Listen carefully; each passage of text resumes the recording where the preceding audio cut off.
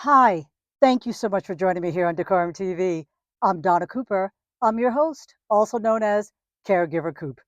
I hear you, I see you, and I feel you.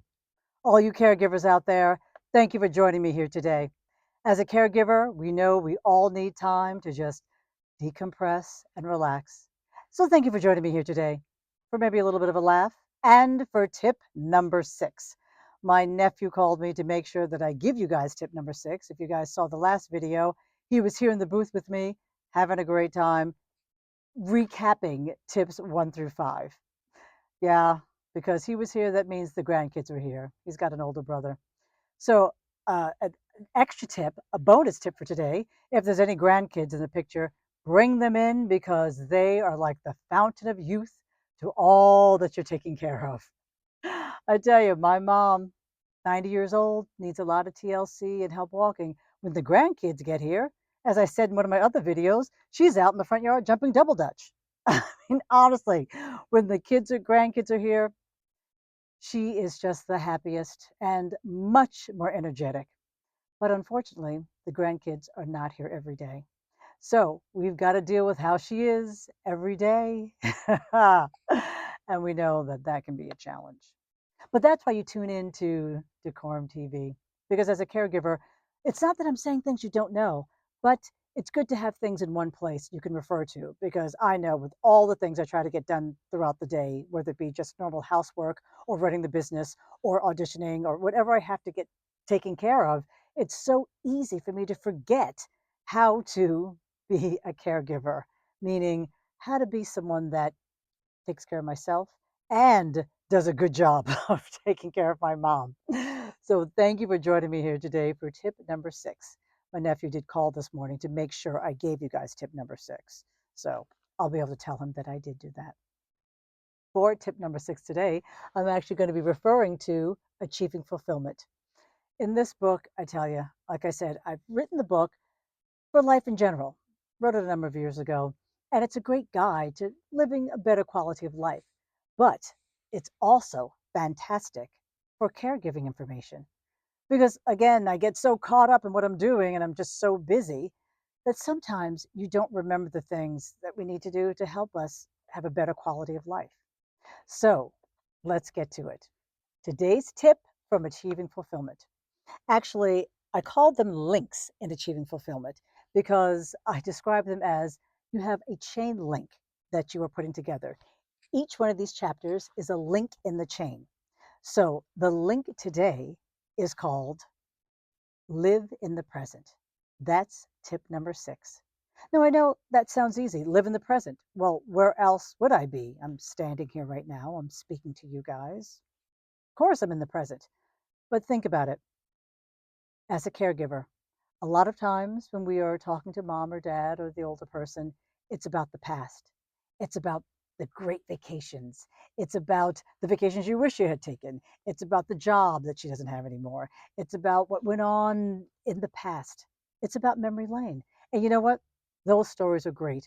It's great to be regaled with all the things that used to have that she used to do. And it's a lot of fun to bring back a lot of those old memories. But if every day you're strolling down memory lane and you as a caregiver are joining her in memory lane, it's like a recipe for self-pity, which you do not want at all. Just think about it. If I start thinking about, oh, what she used to be able to do, and yeah, you used to be able to do this, and you used to be able to do that, that is just negative. Next thing you know, you're headed down that self pity rabbit hole, and then she's feeling miserable about herself, and then I'm feeling miserable about the fact that she can't do anything that she used to do. I mean, come on. She can't do the same thing she did when she was 20 or 30 or 40 or 50. But there's no need to keep harping on them. Yeah, if she wants to tell some stories from the past, great, enjoy them, listen, participate, be it active, be a good listener. But my tip here is really for the caregiver.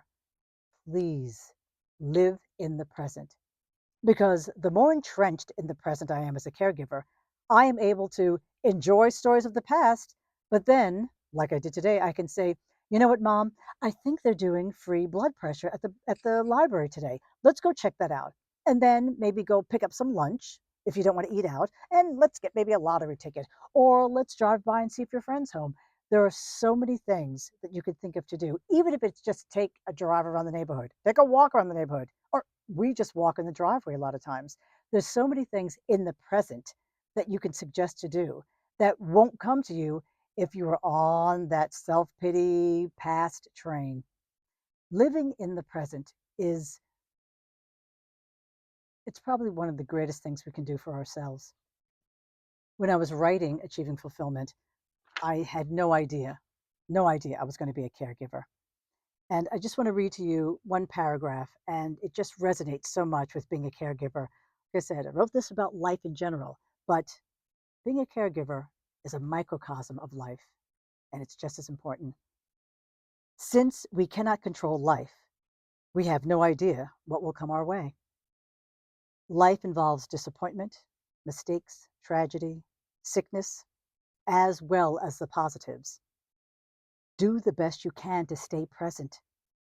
As the negatives come up, we are better able to cope if we have done the hard work on ourselves. And I think we all know what the hard work on ourselves is. Anything, any unresolved trauma, things like that, that personally we need to deal with, it just makes us more available to the job we have in front of us in the present. Ground yourself in the knowledge that your life has meaning, because it does, that you are necessary and relevant, or you wouldn't be here. You are an integral part of the puzzle. I wanted to share that with you guys today because I know as a caregiver, sometimes it's very easy to be overlooked. We feel overlooked sometimes because we're like the cross between being kind of a maid sometimes and then the nurse. And then if there's other people around, we're the ones concerned about their well being where everyone else might be having a good time. So, being a caregiver, I acknowledge, is one of the toughest things I've ever done. But you know what? We can get through it. Tip number 6, live in the present.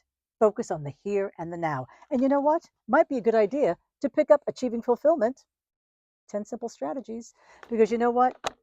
Not only will this book help you through life, it'll help us get through being a caregiver. And that's what this is about. Thank you for joining me here today on Decorum TV. I'm Donna Cooper, also known as Caregiver Coop. And you know what? Don't forget to hit that subscribe button so you don't miss out on any of the tips. And I appreciate you being here because you know what? I need you guys, and hopefully the tips are working for you. Don't forget to check out the other videos so you get tip 1 through 5. Remember tip number 6, stay in the present. And don't forget to subscribe. Oh, and my nephew says hi. He misses you. Thank you so much for joining me here today. Pick up Achieving Fulfillment. You'll be very happy you did. And we'll see you here next time. Subscribe.